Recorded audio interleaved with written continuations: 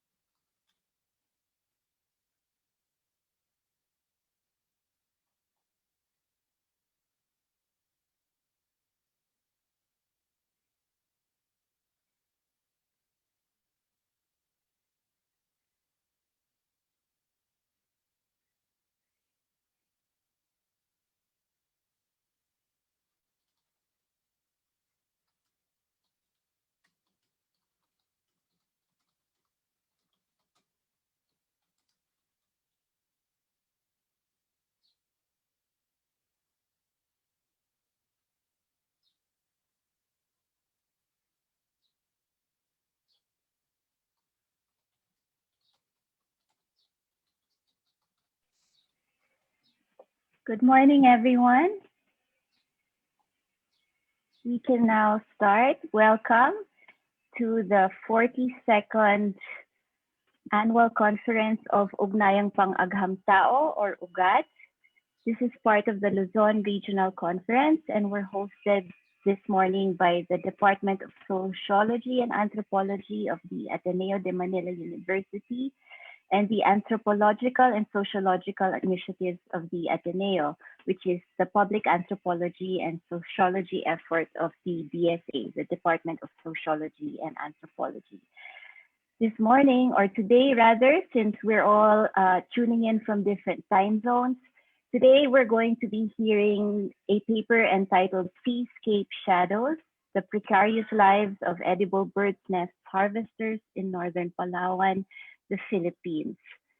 I would like to, before we proceed, I'd like to remind our guests to please keep your mics on mute and turn off your videos and use the comment section to post questions, whether you're on Facebook Live or in the Zoom call. Use the chat box or the comment section to drop your questions, and we'll get to them at the end of the talk. This morning, I'd also like to acknowledge the assistance and support of Dr. Fernando Aldaba, the Dean of the School of Social Sciences, and Dr. Jose Joel Canuday, the Chair of the Department of Sociology and Anthropology at Ateneo. So once again, we're all gathered here this morning to hear Dr. Paula Satizábal speak on Seascape Shadows. And this is an incredibly interesting paper that brings together ecology, geology, marine ecosystems, and seascape assemblages, which she'll be telling us all about. And we're going to be talking about governance and about rights and about conservation and about the balinsasayaw, a bird that builds nests in caves in the northern part of Palawan. And these nests are part of an international market. They travel from the caves of northern Palawan to China and other places around the world where it's considered, the bird's nest is considered a delicacy. And thank you, Paula, for being with us this morning. Paula Satizábal seeks to contribute to more reciprocal, socially just, and sustainable ways of engaging with and inhabiting the ocean. And how does one do that? Paula does so through her research and through other forms of engagement, which I hope she'll tell us about today. She's a postdoctoral researcher at the School of Geography, University of Melbourne. Her research uses a political ecology approach to study how regional political economic processes shape environmental governance institutions, power and knowledge dynamics, and how different groups respond to these transformations. In particular, she's interested in the changing relationships between people and oceans with a focus on small-scale fishing communities. Her work has examined socio-environmental conflicts and their intersections with coastal and marine governance interventions in Colombia and in the Philippines. Welcome, Paula. Thank you for joining us today. And I would like to acknowledge her co-authors are with us as well. Dr. Guieb from the University of the Philippines, and Wolfram Dressler from the University of Melbourne, Michael Fabinyi from the University of Technology, Sydney, and Jesse Varquez from De La Salle University. I hope that's everyone, and I didn't leave anybody out. So thank you very much. And I will not say more because I think we're all excited to hear Paula tell us more herself. So thank you, Paula. Welcome, and over to you.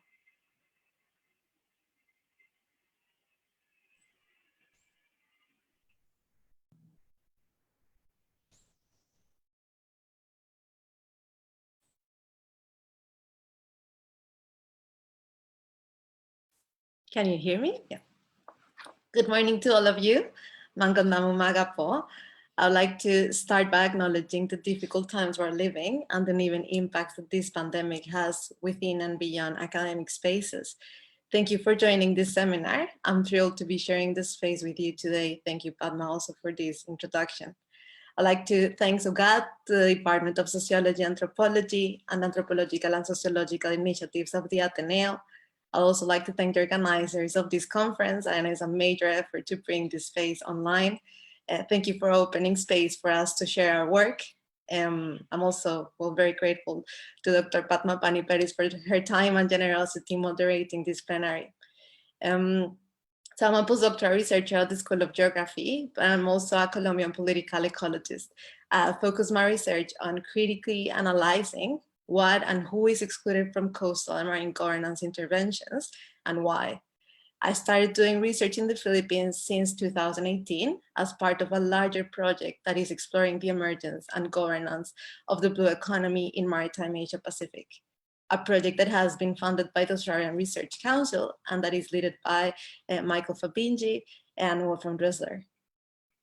The work I'll be presenting today has done, as Padma introduced, is a collaboration that involves researchers here in Australia and in the Philippines. I'd like to thank all of my co-authors, Wolfram, Ellie, Jesse, Mike, for their contributions and their support through this process. As a foreigner doing research in the Philippines, their knowledge and guidance has been central in the analysis I'll be presenting today.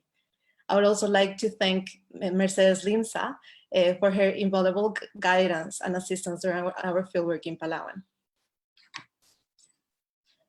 So before I start, I would like to acknowledge that I'm joining you from the seascapes of the Yalukit-Willam people from the Boomerang, a place also known as the Port Melbourne in Australia. I'd like to pay my respects to the elders past and present, highlighting that sovereignty was never ceded and that this was and continues to be Aboriginal country.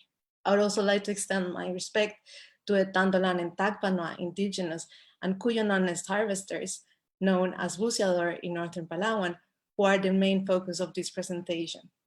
Both the Yalukit-Willam people and Busiador have remained at the shadows of dominant imaginaries of coastal and marine spaces. We hope that this work contributes to expose the central roles that these and many other coastal dwellers play in understanding coastal realities and making sense of the past, present, and future of seascapes. I have divided this talk into 5 main sections. First, I will start to introduce our theoretical framework, defining what we mean by frontier imaginaries of Palawan Island and arguing that the coherence produced by these imaginaries is obscuring more than it reveals. Then I will explain how we're understanding seascapes and our use of shadows as a metaphor to move beyond frontier imaginaries and highlight the concealed social dimensions of these seascapes. Third, I will describe our research objectives and methodology. Following this, I will focus on our research findings. I will use seascapes as an analytical lens to explore the political economy of edible bird nest industry in Northern Palawan, exposing the hidden human-on-human dimensions of this industry. Finally, I will close with some reflections and conclusion. So let me start with frontier imaginaries. For those of you who are not familiar with Palawan Island, it is an archipelagic province in the Philippines. The north of Palawan encompasses island groups located between the Sulu and the South China Seas. Palawan has recurrently emerged in political and academic discourses as a frontier. You hear it as an ecological frontier, the fishbowl of the Philippines, the last frontier, and even the Amazon of the seas. What does it mean to be the last frontier of the Philippines, you might wonder? What are frontier imaginaries doing?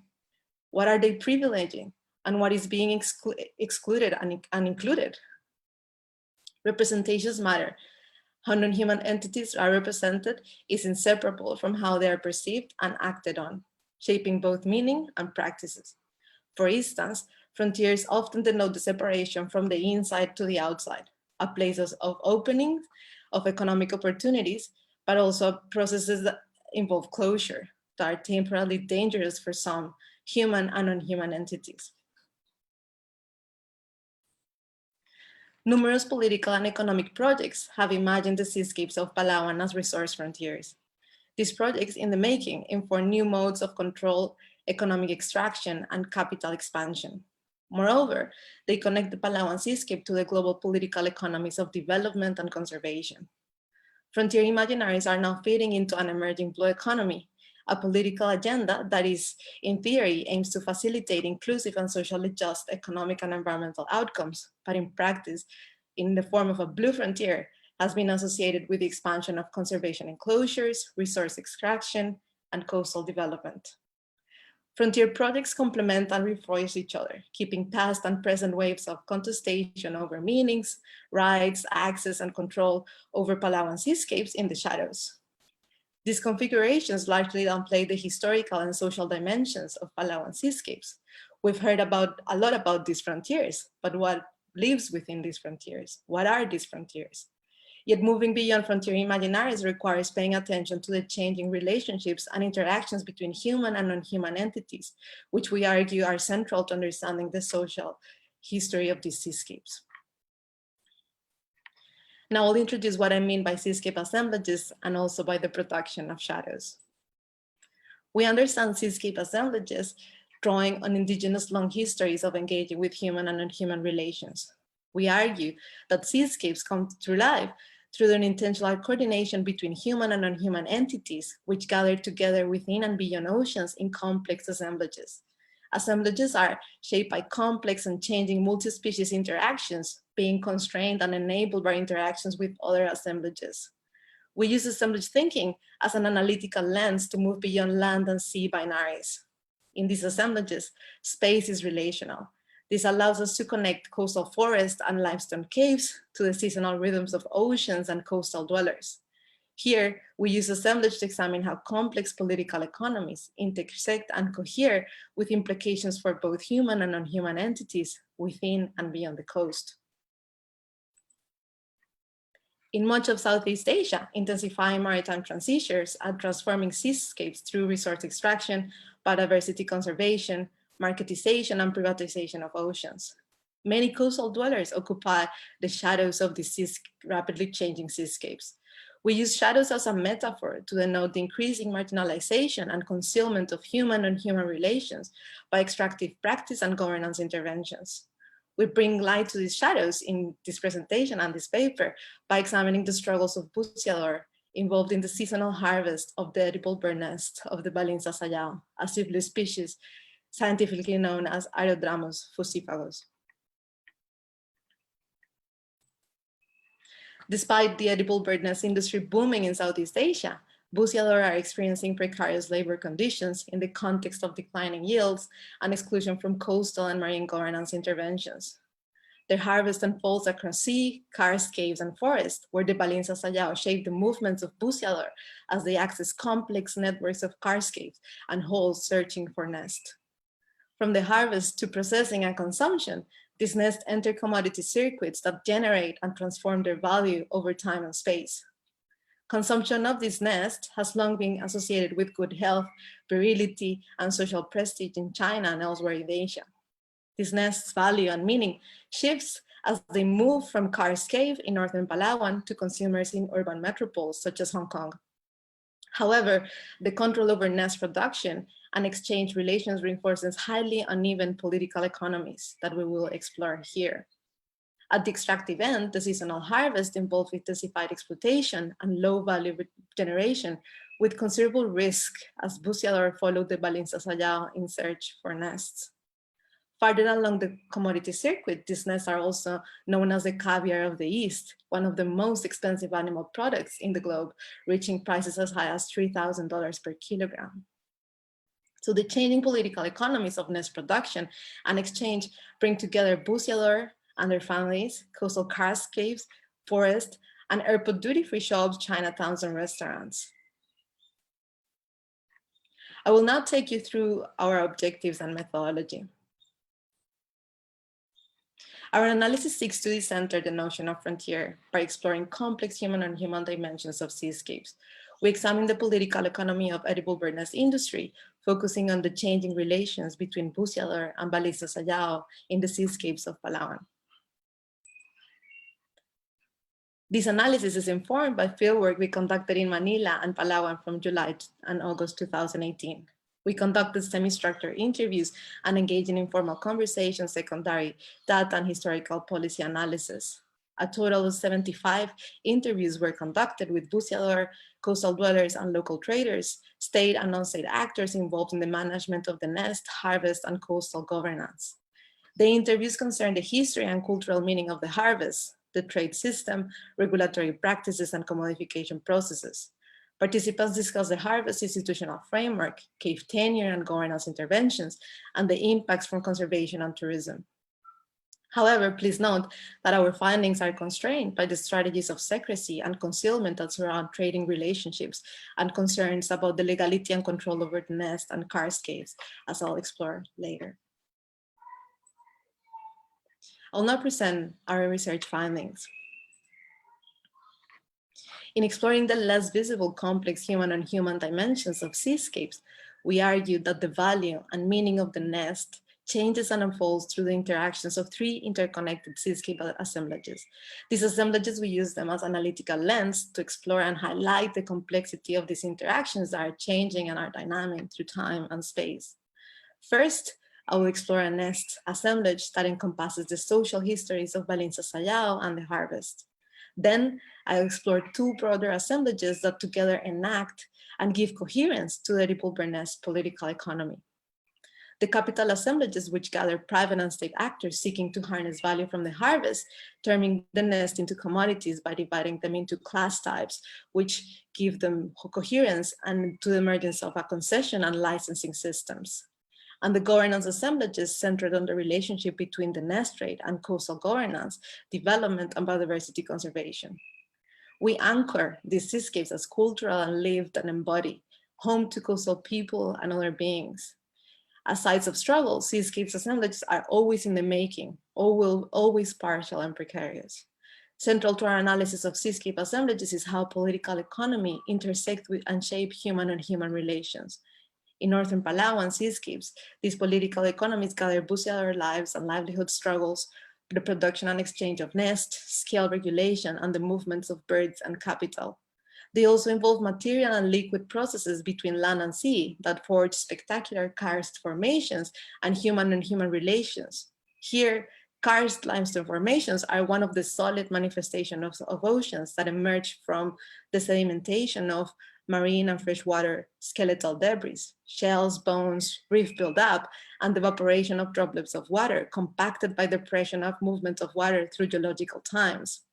So even you're seeing a rock, these rocks are the remnants of a living ocean. The northern Palawan's mainland coast consists of spectacular karst formations shaped by the movement of water and wind from the Sulu and the South China Sea, giving life to islands and cave systems that shape coastline, fishing grounds, and lowland forests. Along the coast, livelihood opportunities follow the rhythms of lunar cycles, water, and monsoons. Main livelihood activities include fishing, copra farming, livestock rearing, tree cropping, and a range of wage labor opportunities. The Tandulan and Tacloban indigenous people are the peoples of these seascapes and have harvested and traded nests since pre-Hispanic periods. Let me start with the nest or Ludai Assemblage. In this seascape, balinsasayaw roost in large groups inside caves. Groups fly out of the roosting caves after dawn, foraging for insects in coastal lowland forests, returning to their caves before sunset. As balinsasayaw fly, feed, and roost, they move across cave, air, oceans, and forest. The movement of balinsasayaw shaped the lives of Tacloban and Cuyonon buceador.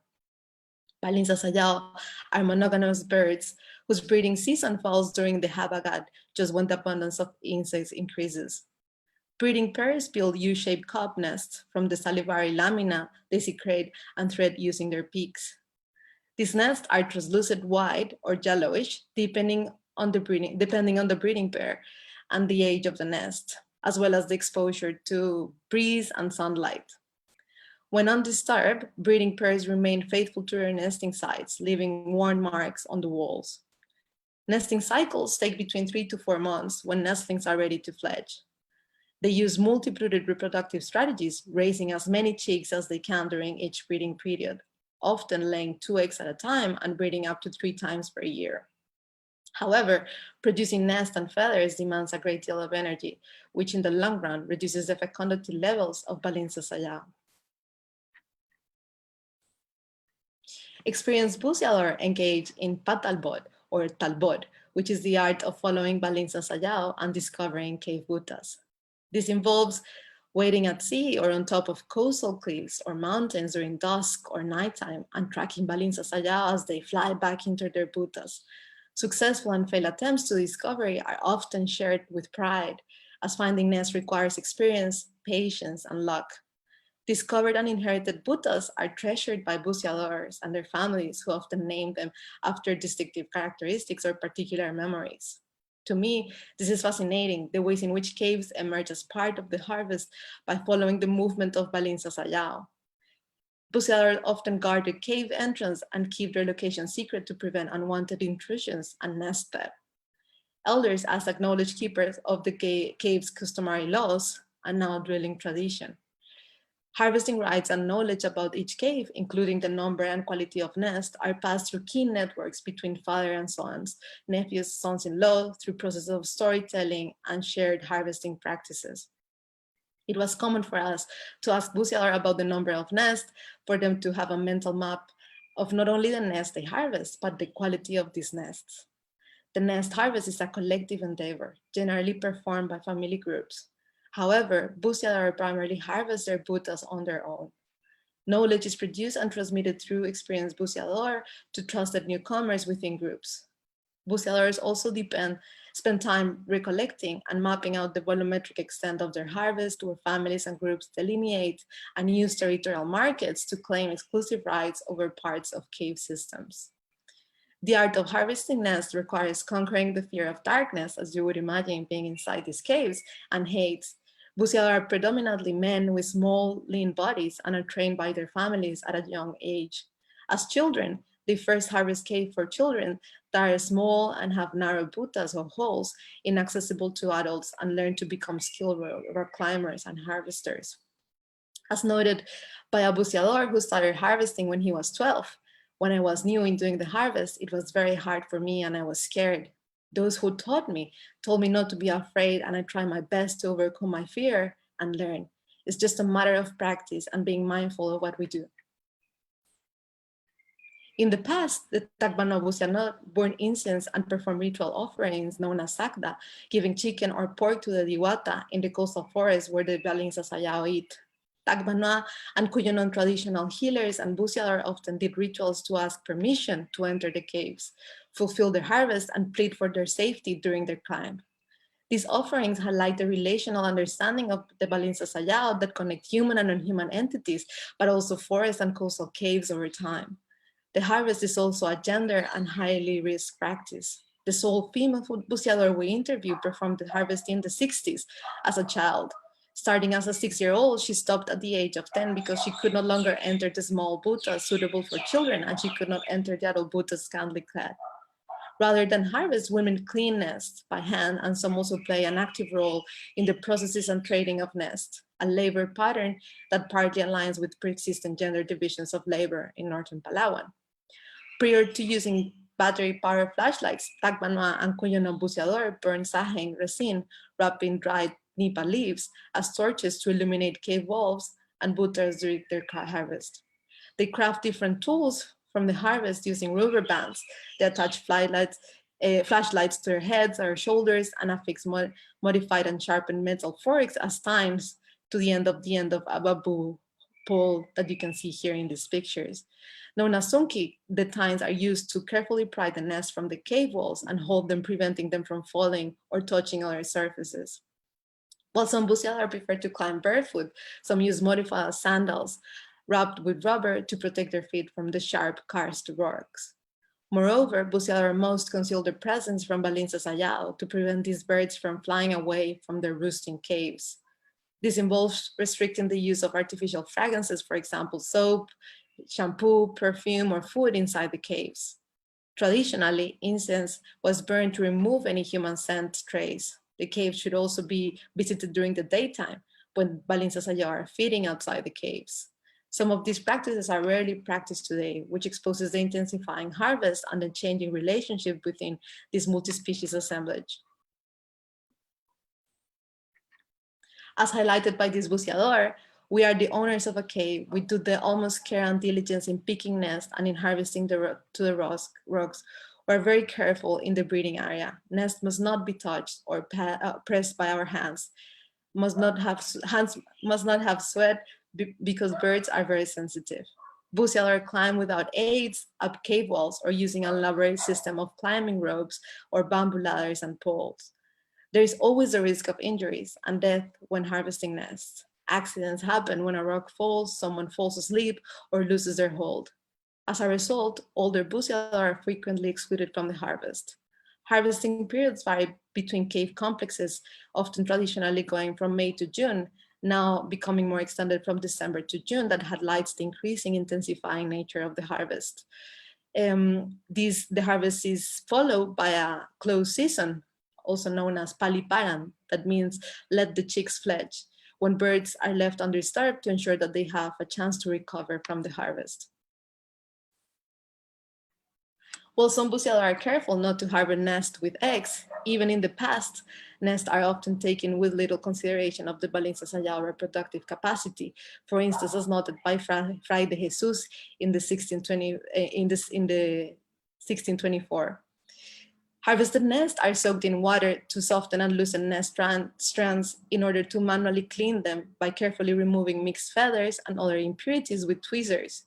The nests are claimed to boost the human body energy and strength, attributes perceived by Chinese traders for centuries and more recently Cuyonon and other migrant traders. At the extractive end, the busialar consumed the leftover, this called ceniza, from the cleaning process. Ceniza are often mixed in water infusions to create porridges and infusions and smoked inside cold burned coconut shells for postpartum care and sickness, as well as to treat stomach aches, feet swelling, and arthritis. Many busialar also feed ceniza to roosters to ensure vitality and strength during cockfighting, which is a common post-harvest game when busialar have more income. Let me now take you through two nested seascape assemblages of capital and governance and show how the art of harvesting nests has been shaped, constrained, and transformed in the context of competing state, private, and customary control and coastal development. In the Philippines, there is evidence of bartering of the nest from the Song dynasty. Across Palawan, indigenous people provided Chinese merchants and townsmen from the Sulu archipelago with nests, also bees, wax, rattan, and other products offered in exchange for goods they could not access or manufacture, become further entangled in global assemblages of resources and capital. In the 18th and 19th century, the nest trade rapidly expanded and intensified with several attempts to reorganize and control it. The state eventually subjected the nest to taxes and concession systems. The regulatory legacies of the Spanish and American colonial era overlap with indigenous customary rights to nest under cave systems inherited across generations. In Bacuit, now known as El Nido, which means nest in Spanish, caves were also sold and busialar were required to pay an annual license to the municipal office. However, in 1919, in the context of booming industry, an ordinance from the Provincial Board of Palawan gave exclusive rights to for the harvest of nests to the highest bidder, known as a concessionaire, which were primarily Chinese traders and middle-class families, giving them control over the trade and labor of busialar. In 1927, municipal districts were given the authority to enforce license taxes for the harvest. Later, we'll see that a closed season was established, determining that it was illegal to harvest the trade and trade nest without licenses, which started to enforce limits and regulations controlling the harvest. Busialar had to sell their harvest to concessionaires who managed the harvest, covering busialar food and guard expenses. These patron-client relations enmeshed busialar into economic dependencies and debt with concessionaires. All of this sparked an influx of groups of thieves, which we can question if there's thieves, locally known as sindicato. Primarily busialars who were expelled from the harvest as accused of looting or whose relationship with the concessionaire turned sour for entering the caves and selling the nest to other people outside the concession. In Tatay, the concessionaire bidding process was concealed from the public until 1986. one concessionaire was given the exclusive privilege to harvest and trade nests. In contrast, in Buckwheat, in Lido, the bidding process was highly competitive and recognized cave owners higher wage laborers, which were indeed the traditional buceador. The concessionaire would clean, weight, and prepare nests for trading, excluding women from the cleaning process and paying buceador for their harvest depending on the quality of the nest. Those whiter, clearer nests have higher values. Nest traders joined efforts in 1932 and built a corporation, creating a store in Manila where they sold the nest. They creating a monopoly of the industry, which eliminating the competition for the concession system, and that stopped the bidding in 1937. The nest capital assemblages have historically intersected with other capitalist assemblages seeking to expand opportunities for capital accumulation in northern Palawan. In the 1940s, Cuyonon migrants came to the seascapes working in commercial logging and fisheries. In time, they also began harvesting and buying caves from Tacbanoa buceador. In some areas, original buceador work as wage laborers for those relatively wealthier buceador who were paying licenses fees. Most coastal dwellers interviewed were Cuyonon and argued that their caves were discovered by their ancestors. The erasure of Tacbanoa history of the harvest exposes the less visible processes of exclusion. From 1940s to 1990s, migration to Palawan exceeded 4% per annum, with most seeking safety and new livelihood opportunities in the northern part of the island. In 1949, privatized municipal waters, including river mouth tributaries, were leased by the local government to the San Diego Fisheries Enterprises for 5 years. This granted the company exclusive right to operate fish corrals and fish ponds. Thus, small-scale fishers were dispossessed from these fishing grounds and their coastal livelihoods, turning into the harvest as sindicato. To counter the growing theft, in the 1960s, the Municipal Council of El Nido prohibited the harvest outside the main harvesting period. The term buceador could only be used to denote the legal harvesters who had registered their caves at the Treasury Office. These buceador were classified in relation to the number of caves and forced to pay a real property tax fee. Assigned a tax declaration certificate, new caves were listed in the Treasury Office and publicly published and registered, if no claims by other buceadors were made. It became illegal to bring unregistered companions with 100 meters of the beach and cliffs surrounding the registered caves, which completely neglects the collective endeavor of the harvest. All buyers were required to keep a record of the nest provided by buceador. Those violating these rules were fined or even punished with imprisonment. These management rules further constrained and transformed the nest harvest within the seascapes, facilitating the dispossession of the caves from Tacbanoa buceador in remote areas. In the 1970s, the caves in northern Palawan were again reorganized by a bidding system, reinserted to increase municipal level profits, as the value of the nest fell after a ban by Maoist China on the consumption of luxury goods, including nest. The buceador who could not afford to pay the cave tax payments continued to work as laborers for the registered cave owners, ultimately losing control over their caves. Indeed, caves were auctioned to the highest bidders, as middle-class buceador were displaced by prominent capitalists, generally financed by Chinese traders, just as new coastal developments began encroaching upon karst formations. The grabbing of caves was highly contested and led to local uprisings that stopped the bidding process in Cabugao in Coron Island. However, the bidding system persisted in the cave systems where the harvest was highly lucrative, particularly in El Nido and Talitay, and often involved high-profile politicians bidding from as far as Manila. In other areas, individual permit holders performed the harvest and traded the nest locally. In 1987, a fixed close season was established.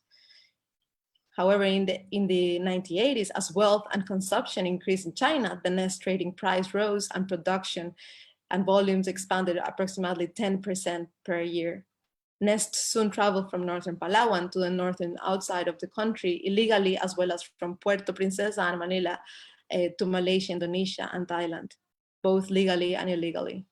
From there, the nest trade reached markets in Singapore, Hong Kong, elsewhere in China, Taiwan, and even India. In 2015, a bowl of edible bird nest in Hong Kong cost between $30 to $100. Edible bird nests from northern Palawan are highly valued due to the quality and the color and texture of these nests. Nest classification systems have been enforced by concessionaires and traders, a system that has changed through time. For instance, in 2018, nests were classified in 4 categories with prices ranging from 30 to 180 pesos per gram. These values vary in time and space. Several booksellers claim that the weighting and classification process is a highly corrupt process where the concessionaire or caretaker often classifies nests in lower classes and weight. For many, this devaluation is upsetting, considering, as I previously mentioned, that booksellers have a mental map of the quality and the number of nests inside their caves. This knowledge comes from bookseller and balinsasayaw being faithful to their caves and nesting sites, as well as the consistency displayed in the quality of the nest built by balinsasayaw breeding pairs. Occasionally, booksellers prefer to sell their harvest illegally to local traders, paying higher prices, having to hide their nests from guards and concessionaires, while also facing the risk of getting caught and denied rights over their caves. As one bookseller explains, booksellers engage in illegal harvest because of the very small income they have. The price is very cheap. That's why booksellers will go home with debts. Many are syndicating the nests. In the context of rising prices, declining harvest position hired guards as central to the protection of nests. However, some of these guards have also ended up joining the sindicato or helping booksellers hide nests for more lucrative sales later on, which is a common practice in these intricate cave systems. All this has increased the violence and the risk experienced by booksellers during the harvest, considering that concessionaires and their caretakers now know how many nests are available in each cave. Although the existence of sindicato is not new, the presence of high-powered guns has increased the dangers experienced by booksellers during the harvest. To hide, the sindicato bring food and stayed inside the cave for days. We even heard stories of sindicato groups moving across different cave systems and along the coast. As described by a bookseller, we saw them inside the caves, armed and hiding, sometimes 10. They bring water and food. Suddenly, a gun is pointed at you.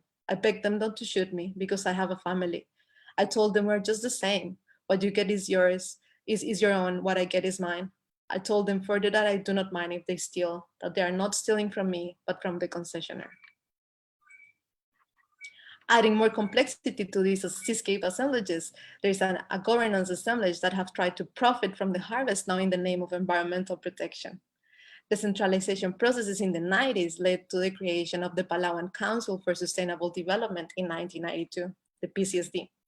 In 2001, the Cave Protection Act and the Wall Protection Act enforced a new management scheme for caves and wildlife, including balinsasayaw, separating the management of caves from these seascapes and granting PCSD control over the harvest in 2003, which challenged the local government concession bidding system. Not surprisingly, this was resisted by the Tai government, who gave permission to start the harvest season in 2004 without permission from PCSD. In response, the PCSD, the Philippine National Police Criminal Investigation and Detection Group, and the Philippine Navy raided Elephant Island in Tai Bay and arrested between 71 and 78 booksellers, cave guards, and 3 police officers for the violation of the Cave Act.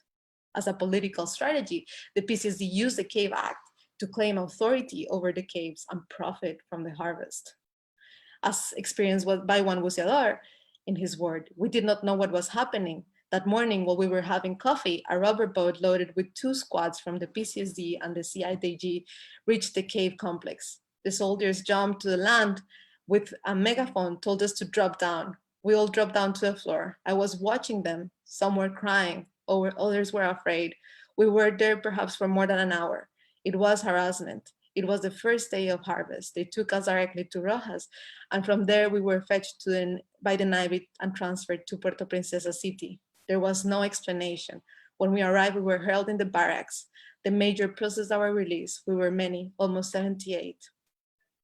As shown in this resolution, the PCSD secretary praised the raid as a splendid job for and in behalf of the council. The raid represents a breaking point, a violent encounter between bookseller, the municipal government, and provincial actors. Busialor were caught in between the ongoing power struggles between Taytay LGU and the PCSD that was likely further entangled in interfamily clan politics. In response, a memorandum of agreement for the joint management of the case was negotiated between PCSD and these LGUs in 2005. The agreement established that the revenue from the harvest should be directed to the protection, development, and management of cave resources.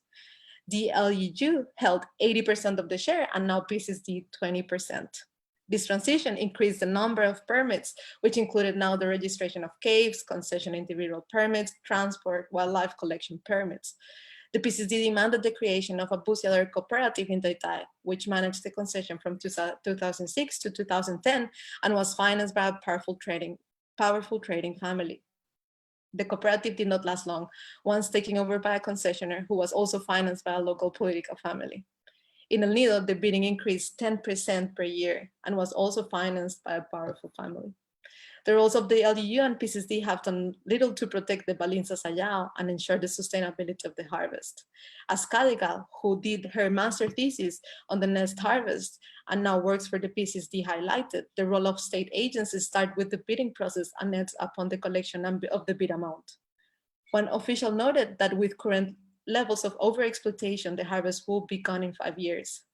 By extension, the Cave and Wildlife Acts have enforced a management of these caves as separated from oceans, coasts, and people. The limited understanding of the population dynamics of balinsasayaw exposes how management has remained focused on profit, neglecting participation of Busialor in supporting the sustainability of the harvest and even research. The nest political economies have given coherence to entanglement of capital and governance assemblages, which actively constrain and transform the art of harvesting nest and the lives of Busialor and balinsasayaw via government regulations and trading relationships. These assemblages have enabled new actors, including migrant busiador, concessionaire, caretaker, sindicato, guards, LUs, and PCSD to compete for access and control over the nests. Past and present attempts to organize the harvest violates the rights of Tacbanoa and Cuyo non-busiador in their shadows of these seascapes, yet their presence is vividly imprinted in the walls past burning torches and saheng inside the caves. As one busiador recollects, sometimes I've been to the caves that are not familiar with me, but I know that the elders went there because of the rising smoke that marks the rocks that could not be removed. It is burned and sticks to the rocks. Some cave systems have the names of past and present busiador inscribed in the walls, both as a personal signature and a territorial marker. One Tacbana woman showed with pride the names of her ancestor who harvested her nest dating back to 1938. The walls of the Kars caves and the stories of Busialor hold the hidden history of the harvest. The intensifying nature of the harvest and the expansion of commercial agriculture and coastal tourism developed in the context of reinforcing capital and governance assemblages have deepened the marginalization of coastal dwellers in the shadows of these seascapes. Shadows obscure the connection between different places and beings with powerful social and material consequences. In these shadows, the political economy of nests circulates capital and governance interventions that accelerate exploitation and concentration of wealth in fewer hands, creating dramatic socio-natural changes. Here we argue that the dramatic decline and the abundance of balinsasayaw is inseparable from the history of environmental degradation and the gradual dispossession of the Tacbana busiador from the seascapes of northern Palawan. Due to the sustained breeding system, the practice of paliparan, that is letting the birds fly, has stopped or reduced considerably. Concessionaires add pressure on busiadors to harvest as much as they can, including nests with chicks or eggs and smaller nests. As one busiador expressed, because there is a very low production, if we do not get the nest, they, the concessionaire, will be angry with us. Sometimes I pity the chicks, so I place them in the rocks where they can be safe. A new trading class, now known as Yankak or ballpen, denoting the small size, has emerged from these intensifying practices. Yankak includes small nets that are around 7 days old and are bought between 8 to 40 pesos per gram. Sinisa, the leftovers that busiador used to use, are now also being traded in some areas. In the urge to increase profits, concessionaires have also started hiring extras, individuals initially banned from the concession for stealing, now hired to sweep the areas already harvested to ensure that no nest is left behind. They sell their harvest at higher prices than Busialor. This shift has contributed to the dramatic decline of the harvest, and like Sindicato extras are not associated with particular caves. In Taytay, the volume of harvested nest has decreased from 80.5 kilograms reported in 2011 to 62.3 kilograms in 2014. Partly due to increased regulations, the reduction in volume of nests that are trade has negatively impacted the livelihoods of concessionaires and Busialor. Concessionaires are under the pressure to recover their financiers' investments and manage the harvest, which include covering food, gardening, transport expenses, and paying Busialor, leading to a reduction of the services they offer to Busialor. One concessionaire appealed to the municipal LGU requesting a reduction in the lease fee, saying, I cannot afford it anymore. Actually, it is a violation of the contract. I cannot afford to pay the yearly fee because of the declining production. Every year, I request to see a study of the system. Why is it declining? Until now, there is no action. Many Busialor have stopped paying registration fees on caves that are no longer productive, subsequently losing their harvesting rights. At the same time, coastal developers have been granted permits to build tourism resorts along El Nido's coast and islands, while some Busialor have managed to negotiate with resort managers and guards to access their caves and access the nest. Busialor are forced to use less accessible and dangerous routes, keeping themselves hidden from guards and tourist guests. As highlighted by a Busialor, before the islands were bought, we were the ones guarding the place. But now that the islands have been sold, the harvest is prohibited here. We have another way in from the other side, but it's very difficult. There are many guards. The Busialor complaints about this at the municipal often fall on deaf ears. The expansion of commercial agriculture and coastal tourism development has also contributed to degrade the habitat and survival of balinsasayaw while reducing local access to caves. For example, the use of chemicals in paddy rice has limited balinsasayaw food sources. Some Busialor point to the pesticides killing a great number of swiftlets inside the caves, as one noted. The birds are really less. I think it is because of the sprays and of insecticides in irrigated rice farms. Sometimes when we get into the caves, birds are already dead. That is why they're gradually diminishing little by little. In the past decade, northern Palawan has also experienced more rainfall during Amihan. Busialor argue that the cave walls are more humid, which lowers the quality of the nest, which become yellowish or end up falling.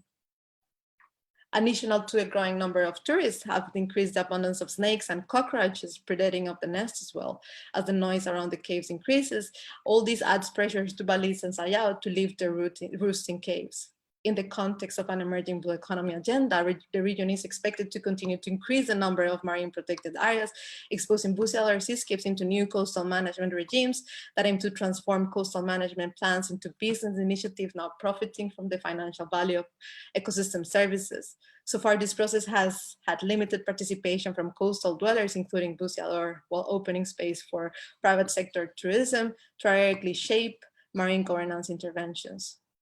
The island's limestone cave have long been harvested by Busialor, whose existence is omitted from current discourses and imaginaries of the region, which remain centered on marine conservation and private sector tourism. In the context of a declining harvest, some Busialor are drawn into tourism sector. On land, Busialor transport tourists using tricycles at sea by converting fishing boats into boats for island hopping. There has even been attempts to promote the visit of caves, often with Busialors. Many also work in the construction and maintenance of hotels, increasing their reliance on tourism. These households now rely on externally harvested vegetables, rice, and fish from other municipalities as their main source of food. Powerful elite families once involved in trading the nest have also diversified their investments, owning hotels and restaurants, in some cases sustaining their patron-client relations with Busialor. All of these dynamics have squeezed Busialor out of their caves, land, and coast. The nest trade has boomed as the farming of balinsasayaw expands along the region, using plate bags, calls to allure individuals into constructed farmhouses. These farming practices are not popular in the province of Palawan. Farm nests, however, are now illegally entering Palawan from Mindanao, Malaysia, and Indonesia and being rebranded as highly quality nests from El Nido. The reduction of government income from wild and legally harvested nests has prompted the PCSD to start discussing their management practices in 2017. There's a list of considerations that they have developed, which include considering the promotion of farming of balinsasayaw as a way to support coastal dwellers. Yet even within its ruin, the harvest continues, largely concealed and precariously sustained. The precarity experienced by bushseller is inseparable from the ways in which space, resources, and people are imagined and represented within the Seascape assemblage. It is likely that former bushseller are currently facing very limited livelihood opportunities in the context of the pandemic will go back to harvesting nests, as recently highlighted by Palawan News. What remains unclear is how a just and sustainable harvest could be attained, considering the past and present political economies of the harvest. Now let me just close with some reflections and conclusion. So intensifying maritime political economies are reorganized in northern Palawan seascape assemblages through resource extraction, development, and conservation, with powerful consequences for human and non-human entities. Over time, Palawan seascapes have co-produced human and human relations that work within and through marine and coastline spaces. Balinsasayaw and buceador are nested within these different assemblages. A nest assemblages that is nourished in harvesting practices and rituals, tenure, and social relations that until recently have been carried through generations of Tacbanoan and Cuyonon harvesters. As the Cuyonon harvesters are displaced Tacbanoan access to ancestral caves, nest political economies, conservation, and development threaten to dismantle the nourishing elements of this harvest. Taken together, these elements are difficult to fully control and extinguish. Balinsasayaw are moving, and because of the challenges of knowing where they are and where they nest, it is very difficult for the harvest to stop or to be completely depleted. But yet the struggles continue. The lives of buceador and balinsasayaw challenge the divide between coast and marine spaces and the categorization of oceans as isolated management entities. As we have seen in this presentation, we open this frontier and you'll see the complexity of human and human relationships are shaping all different interactions and relationships between humans and oceans and coast, but also we see relationships of power and abuse, displacement and dispossession that are important to expose and to continue analyzing. Moreover, it is important to consider the volatile context of tourist industries, seeing, for instance, the current COVID-19 pandemic. In the context of fading indigenous history, the nest industry resembles predatory relations with extremely unequal distribution of wealth between consumers, traders, and producers. Through these practices, buceador are trying to find different alternatives, some going now maybe back to the harvest, but still their voices continues to be absent from coastal marine governance interventions and agendas. I would like to close just by saying that only when past and present injustices in these seascapes are exposed will debates about possible solutions emerge to ensure that buceador can continue to harvest or even farm balinsasayaw nest in ways that facilitate social and economic empowerment and environmental sustainability. Thank you for listening.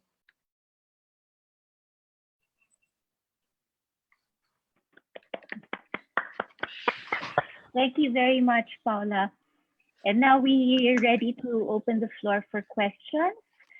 You're getting a lot of applause from our fans and our viewers. Well deserved, of course. So we have one question now, and I'd like to invite everyone to please drop your questions in the chat box if you're in the Zoom room, or also you can drop questions in the comments section if you're on Facebook. All right, so we have one question already, Paula. Have there been instances wherein indigenous laws were the ones that impacted the livelihood of the buceadors?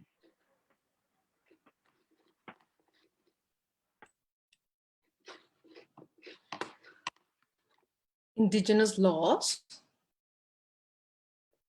Yes, I think the question perhaps refers to whether were there any customary laws or traditions that regulated maybe the harvesting of the nest?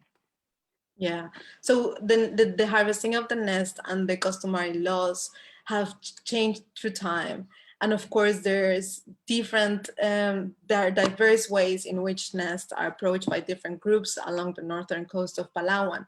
We see, for instance, some families that have had long histories of harvesting, and others that have been inviting new people in, for instance, and opening their interactions and their relationship with newcomers. So all these relationships shape how the harvest emerges and how it changes. And of course, there's always space for conflict. For instance, we saw when a member of the family engages in syndicating that might impact the group, because it is a collective endeavor, and it might impact the relationship that that group might have with the concessionaire. So you see it's like an interface of both the customary law, like the family tradition and the groups, but then also trying to keep like a good relationship with the concessionaire that for some might be really important, that creates these tensions. We also see some that have decided just to sell their nest in order to different traders, and also that creates tension between different family members and groups. So it is a very dynamic process, and I'm sure like there's always like this encounter of different views and understandings of these nests, but also what we see here is a lot of concealment and secrecy around these relationships. So something that we notice is that we were able to gather some of this complexity, but there is a lot more there that we couldn't really get to hear and understand. Yes, I think also that it's quite intriguing and interesting, and also the metaphor of shadow is very compelling, considering that we're also talking about subterranean areas, like going into a cave is going into also a secret space, right? And if I may pose a question as the moderator, how do you frame secrecy as a shadow in itself? Because you use shadows in your analysis of the situation in Northern Palawan. Yeah, it's something that we discuss a lot with the co-authors, and that's why we decided to think of shadows as a metaphor, but it's a metaphor that is kind of like, it is real. So as you were saying, these places are hidden, and I try to convey this, like the ways in which these busialar follow the balinsasayaw is just the practice of finding the nests is full of secrecy, because of course they don't want others to know where these nests are, and they're protecting that. So the relationships between the balinsasayaw and the busiador, just even the caring relationship between them are engaged within this secrecy. So you have information that is being concealed for protection, to keep, but also you have secrecy in ways in which violence emerges. You have secrecy within families, trying to hide that someone is indicating. You see, we heard also, and it was common for us in different conversations, that there was the question, who is the extra, who is the syndicating, you know? And there's like, they all know, because most are involved also in those relationships, but no one wants to say it, or if they say it, because that would also have an impact on them and also on their groups. So definitely the metaphor is physical, is like real, the secrecy of what is being shared, but also the secrecy of what is happening there within these like dark spaces, these subterranean spaces. Paula, I latched on to what you said about a caring relationship between the busiador and the balinsasayaw. Could you say a little bit more about that care? And we all heard in your paper how that relationship is changing. Chicks are now, nests with chicks and eggs are now being harvested as well. Could you speak to that a little bit, please? Yeah, absolutely. I think it is something that we also discussed a lot, because we thought it is something that seems, through the intensification of harvesting practices, that those caring relationships are shifting. But we also noticed that there is no point in romanticizing the harvest. The harvest since colonial times has been very exploitative and have involved these patron-client relationships that are very complex. And busialar are often, because even if you think about, like, they are just eating the leftovers of these transactions, and while these trading, the people who are trading the nest are getting a lot of money and income from and profit from these relationships. So the caring, like there's these, you know, like there's no point in saying like there before it was all about care, but we do see groups that try to hold like to care about their butas, and they do that because they're also invested in this, the sustainability of the harvest. They want to be able to go back and harvest nests, but they're also dealing with changing coastal dynamics in terms of climate change or overexploitation that are also impacting the harvest, and that is creating more pressure for them to not to really consider even like their own rules, because they think like now we have to.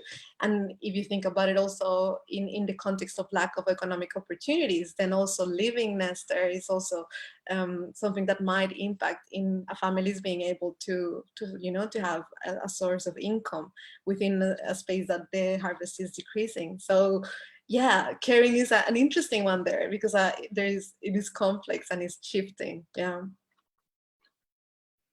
Thank you, Paula. And we have a question now from, I think this is a student, and their name on Zoom is BB Monkey. But they left a comment on how, you know, in the Philippines, anthropology is still very much terrestrial, and there isn't enough coverage yet on maritime cultures and seascapes, which is ironic considering that we are an archipelago. And I do know that many anthropologists are trying to encourage more maritime anthropological work in the Philippines, but there is a general sense that it's underrepresented in an island nation. And the question is one of comparison. How is it in Australia? What is the maritime political discourse like there? And do you have any suggestions on how we can focus more attention on maritime cultures in the Philippines? Yeah, definitely. That's a very important question. And I think many of us who work in this space of social marine relationships and histories struggle with that, like this separation, which I think is not only in the Philippines, but it's also, well, there, because as you were saying, it's an archipelagic nation. So it's kind of like it's there, you're in the coast, you're a maritime nation, you could say, but that has not really been acknowledged within the study of coastal dynamics.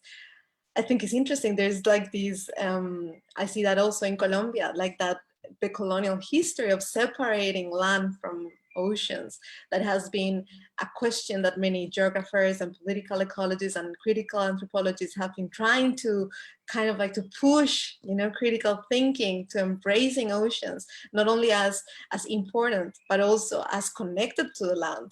I think Australia, there's a lot of recognition, and there's also the divide. You see that the divide here, there's a lot of great people doing work in understanding marine dynamics, and for instance in protecting customary relations. We have this idea of sea country. There's a lot of Aboriginal groups who have tenure regimes are included in oceans, so there's very interesting conversations there in terms of understanding the history of coastal groups as part of oceans, as part of sea country, you can call it.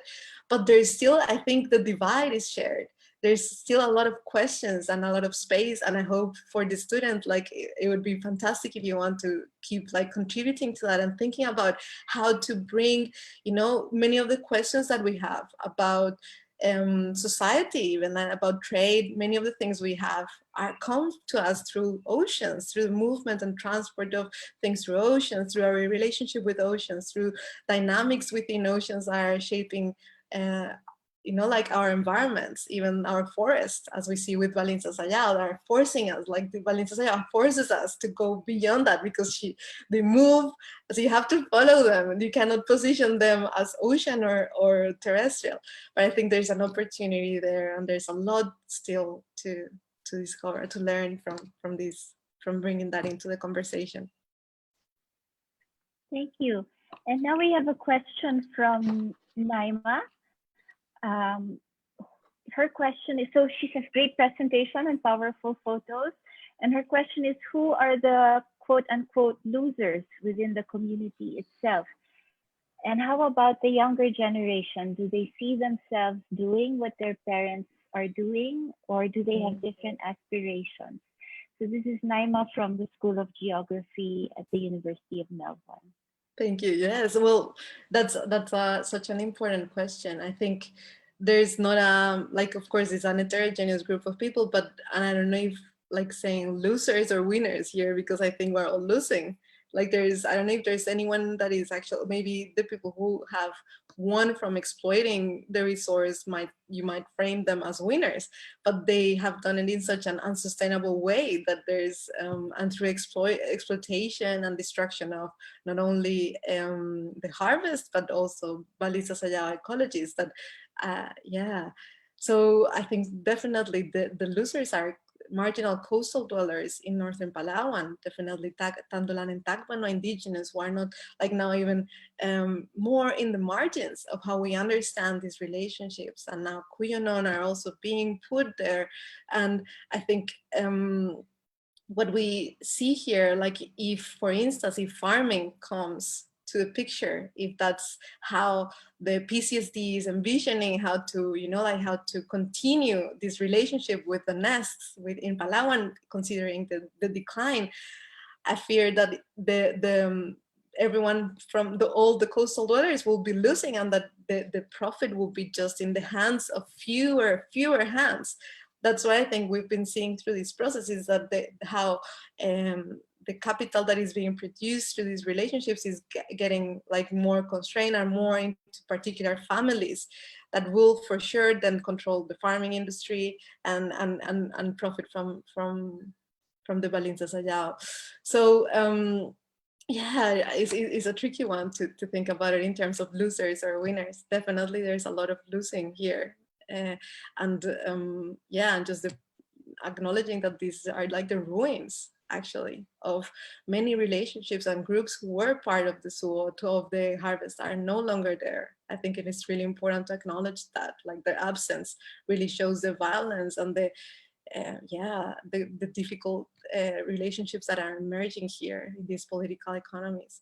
I think there was another part of younger generations. So younger generations, I think that's an interesting one. We saw many younger many young buceador who are now engaging more with tourism, and like doing the harvest is also a very high risk and difficult endeavor, and it's also seasonal. So it is not happening all year round. So many younger buceador are now moving to tourism. Who knows what will happen now with the pandemic, and what this means also for these younger generations. Definitely there's space there for more studies and to get to hear more of those stories. I agree, Paula. I think really we need to do more research on what the next generations are going to do, especially given the climate crisis. And there's so much that's going to be on their hands and in their lives. There's so much that's going to be changing drastically. And we tend to look a lot to what's happening in the present in our research as anthropologists. And we also look to tradition. Traditionally, that's what we do. But I think this question from Naima also redirects our attention to something we need to pay more attention to, I think, is what's happening with the next generation. What are they looking to? What are their aspirations? And what do they have to face in the coming years? So thank you for that question, Naima, and thank you for your thoughtful answer, Paula. We have a question from Facebook from Janina Castro. Have any of the tourism industries or any local organizations accommodated the needs of the traditional nest collectors? There's definitely relationships that emerge that are more, that the outcome is not as negative, you could say. Like there's relationships, for instance, between, because many of these hotel owners were also involved in the trading in the past. There's also some agreements on how to come in, when to do the harvest. Buceador are also engaging with these families working for their hotels. as you know, are involved in the tourism industry, that are supporting the transport of tourists in the oceans and coast. So we see that it is complex, because of course they are also part of the tourism industry. Busiadores have become, and their families have become more and more engaged with tourism as part of how these coastal relationships are shifting. And there's in many ways some of these traders, former traders, are accommodating to acknowledge and to enable the harvest, but still within the constraints of what tourism needs. So that's what is, that's what is important there. So tourists don't want to see buceadores. They, for instance, if you think about the imaginaries of people going to El Nido and to these coastal sites of sea paradise, and these imaginaries of oceans. Actually, we have a student, Naomi, that is doing research on these imaginaries, and it's just super interesting how they exclude people. People are not there to see coastal life and livelihoods happening. They want to see these beautiful beaches that there's no one there. And of course, these tourists, like the owners of these hotels, are protecting that. So they ask buceadores to do things so they remain hidden. We go back to these shadows, we go back to these acts of concealment. So this allowed, but within the constraints of not disturbing, of not, or even allowing tourists to access these caves, which also has implications as tourists wear perfume and do noise and have impacts on the balinsasayaw. So it is indeed, an interesting, and I imagine these relationships are not as harmful, but there others really are. That concealment is a form of violence as well, no? Definitely. Yeah. Okay, we still have time. We have 14 more minutes for more questions, so keep them coming, please. If you're on Facebook, use the comment section. If you're with us here in the Zoom room, drop it in the chat box. If you don't mind, while we're waiting, Paula, I'd like to ask a question too. Absolutely. It's a very basic one, actually. How would you compare or differentiate a seascape assemblage from an ecosystem? Yeah, that's a really good point. I think what is the way I see the seascape assemblage, that I think is as an analytical lens, an analytical tool, is really powerful and interesting, is that it allows you to connect not only the human and non-human entities that would be part of an ecosystem, but you're also able to link the relationships that emerge through these different interactions. And you're linking here, for instance, governance schemes, regulations, institutions. You're looking at, it forces you to go beyond space. It is not just the proximity that you might see maybe in ecosystems, and maybe through a lens of ecosystems, there's also the questions, where is the boundary? Where the mangrove starts, where does it end? Where is, the karst, what is a cave? We can go into all these questions. Of course, there's complexity there, but I think something that the assemblage lens allows you is to bring these more, for instance, the political economies, these different relationships and process of contestation, to understand local processes, but also linking them to interactions and to processes that are beyond the coast, which I think is a very useful tool for the exploration and analysis of oceans and coast. As we have heard, they have been, there's this framing that keeps them out separated, and is an assemblage thinking lens can help us bring them back to what we know, to coastal lives, to the city, to trading, to all these different relations. Well, an ecosystem is more like a localized assemblage of multi-species and interactions, of course, with humans, but it's more about those interactions, like natural interactions, or well, also not so natural ones sometimes. Yeah. Right. And as you were speaking, I could see how, for example, an assemblage would include not just a karst cave, but also a restaurant in Hong Kong, for example, serving edible birds' nests, which you wouldn't, I think, I'm not an ecologist, but I think conventionally you wouldn't be looking at that restaurant in Hong Kong if you were studying the ecology or an ecosystem or the habitat, let's say, of balinsasayaw. So it's very interesting how it brings so many, the assemblage brings so many different elements together, and it really enables you to draw a relationship between them. Thank you for that. We have a follow-up question. Well, not exactly a follow-up, but another question from Naima. How you reflect to your data collection methods?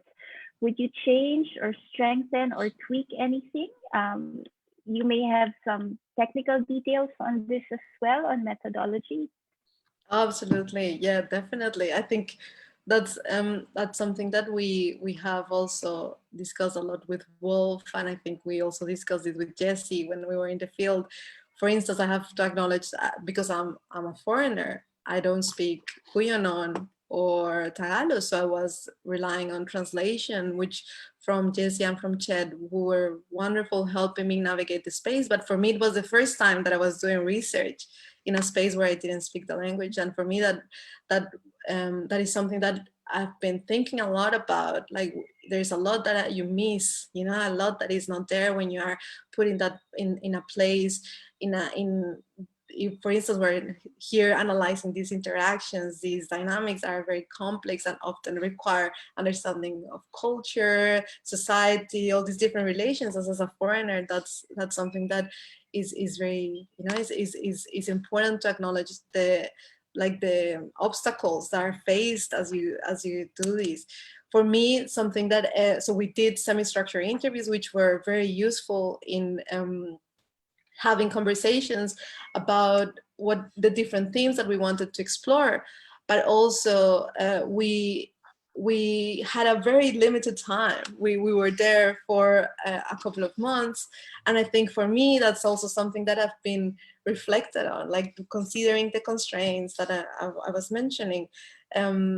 I think, when I think of the future of doing a similar research in the future, I think of the importance of allowing more time, you know, allowing more time as you go into a new place, to be able to have more understanding of these dynamics of what is happening. There was also something very interesting that happened with our fieldwork in Northern Palawan, and it was, for me, I have had experience doing research in Colombia with small-scale fishing communities, and it was often me going to the fishers and asking for interviews. And something that was interesting was that many buceadores were coming to us wanting to share their stories, and I think that was also, we benefited a bit from that, from I guess the space that was allowed because of their interest on what we were doing, them wanted to share, and like this snowball of opportunities of talking with different families and individuals that helped us also grasp more of this complexity. But I think for research and in anthropology, that is something that I've been thinking that I think is very important to put at the center of this analysis that I'm offering you. Like I'm sure, like if I was there, like if I was doing an ethnographic account, for instance, I will have more time to really understand. We'll see maybe very different things coming out here. So it's important to acknowledge that, you know, like the constraints of the methodology we chose and the time available that we had to develop these analyses. Yeah. Thank you for that very thoughtful response. I think there's always this struggle on with the feeling that it's never enough. Yeah. Okay, we have a follow-up question on assemblage and political economy. What comes after the concessionaire in terms of the supply chain reaching all the way to East Asia? Yeah, that's a question, the question of the million. We want to know that, but I think it's also very interesting how there's the concealment in that space is even like more strong, like it's stronger. It is for us, as we were trying to, we went, I remember, to Binondo to see where nests were being traded, and no one would talk to us. It was even like restaurant owners that were selling the soup were not very interested in sharing more about these trading relationships. So we decided to just not include it. It didn't feel right to, if people were not willing to share that information with us. But it shows us how this goes back to very few individuals and very few families that are controlling this. So of course, if you try to to investigate and to get we kind of heard the stories, and we know some names, and many of these families are also politically active and have been involved in the governance of these municipalities and the province. So it is there's a lot there, a lot of concealment that we would love to kind of like to explore more, but of course there's limitations there in terms of the security of our participants and our own. Yeah. And again, being confronted by the ability of those with power to shield themselves from research, which is another interesting issue that anthropology grapples with, is who are we able to do research with, and who are those that are able to conceal themselves or from research as well. So that speaks to the power relationships that you described in the paper also. Thank you, Paula. Do we have any more questions? Do we have time maybe for one more?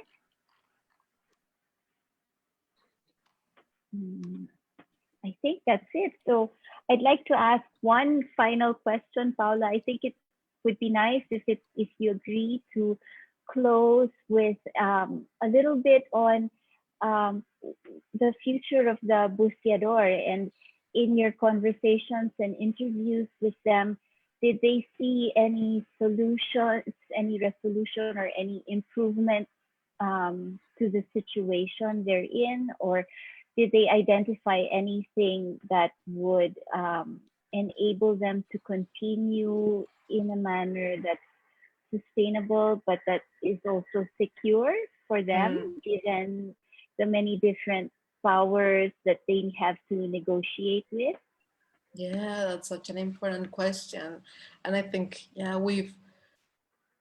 it's something that I thought a lot about, like, what does it mean for the future of the harvest? And it felt often very heartbreaking, to see the state of these relationships and the ways in which governance approaches and management approaches that were supposed in theory to be there to support, and even if they were restrictive in terms of the sustainability, or sometimes we struggle with that as we are critiquing governance schemes, that's not even happening there. There is, I think, if a serious conversation about who is controlling the trade, about why our management schemes not working, is central to seeing a way out here. I think we see buceadores that question this idea of the concessionaire. It doesn't work. It hasn't worked since the beginning. It is not working in terms of controlling the harvest. You see the declining abundance.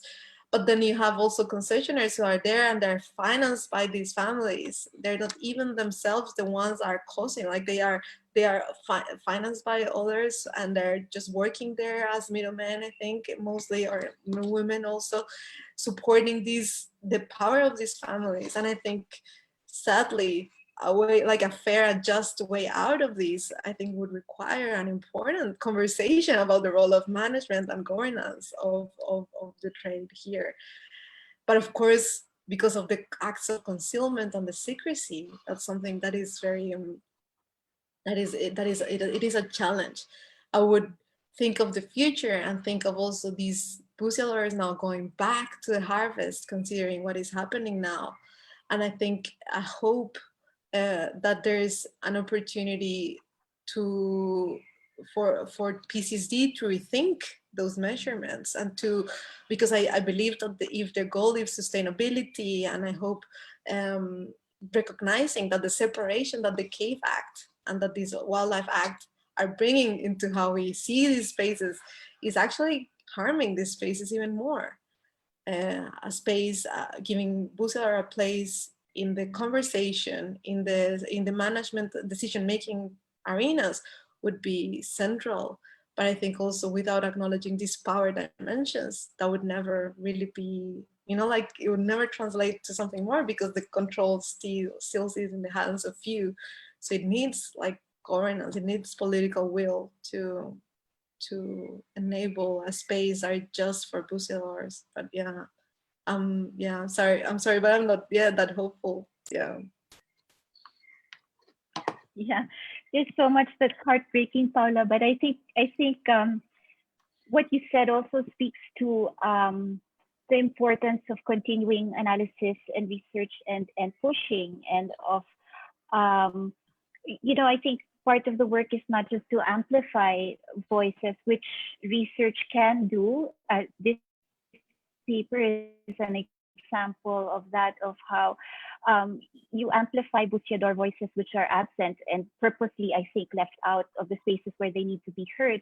But I think part of the push in the future is also going to be towards pushing for a new kind of listening from those in power, and perhaps there's a role for anthropology in that as well. We don't know yet, but we will see, and we should try, I think. So I join everyone here who's an anthropologist and who's interested in doing the kind of work that Paula has shared with us today, to think about these things on Paula's reflections on voice and power and balance, and who is heard in what venues, and how the listening happens.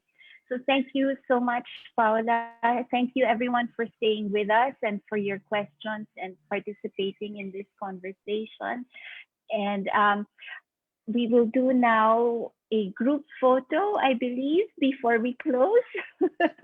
As usual, as tradition dictates. So I'd like to invite everyone, please, to turn on your cameras. Thank you, Padma. Thank you for your lovely hosting this seminar and all your questions. It's been wonderful to be here and sharing this space with you and everyone today. Thank you.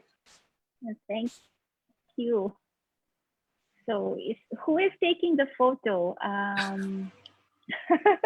Jesse, are you doing it? Yeah, I can. Sige. So please switch on your cam, and if you're ready, put on your best smile. One more. I think we have another. Okay. We have two screens. Okay. And by the way, the recording of this talk will be available on the UGAT YouTube channel. So please follow our channel as well. Thank you, Padma. Muchas gracias, Paula. Thank you, Jesse. Thank you very much. And thank you, everyone. Take care. Keep safe. These are precarious times for all of us. Thank you. Take care.